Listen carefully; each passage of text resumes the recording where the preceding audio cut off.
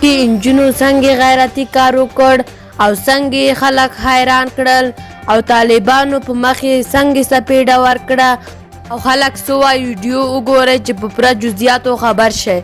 پکتیا کې د انجونو مکتبونه خلاص شوي وو چې ټولې انجونې په ډېر شوق مکتبونو ته تللې. خلکو ویل چې د مکتبونو مدیران ته د حقاني ډلې او رئیس لخوا څخه اجازه ورکړل شوې ده چې مکتبونه دې خلاص کړي. اول خو طالبان هغه وخت پاتې راغلل چې د پکتیا انجونې ډېرې په شوق مکتبونو ته ولاړې، ځکه چې له دې مخکې طالبانو ویلي وو چې خلک خپله نه غواړي مکتبونه خلاص شي ځکه چې کلتوري ستونزې دي، خو انجونې مکتبونو ته ولاړې. د طالبانو دا خبرې دروغ ثابت کړه. بیا ذبیح الله مجاهد وویل چې موږ څېړنه کوو چې مکتبونه چا خلاص کړي دي. بالاخره نن یې بیرته د پکتیا خلاص شوي مکتبونه د انجونو په مخ وتړل.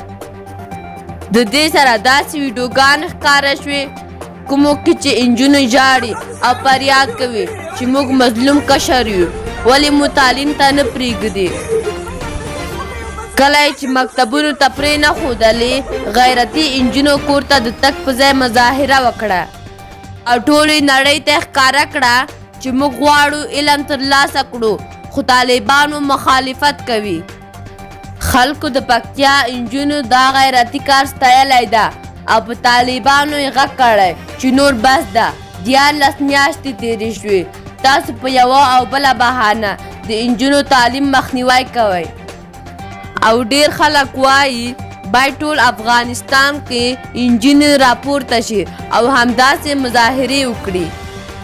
بلخوا خلکو ویلي دي چې باید له دې انجونو سره مظاهره کې نارینه هم برخه اخیستې وای. خلک دا هم وایي چې نارینه هم باید د مکتبونو خلاصون لپاره مظاهرې وکړي. ډېر خلک بیا په دې نظر دي چې د طالبانو تېرې دورې او اوس دورې هیڅ فرق نشته. تېرې دورې کې هم ویلي وو چې دوی به ډېر ژر مکتبونه خلاص کړي، خو بیا یې 5 کاله مکتبونه خلاص نه کړل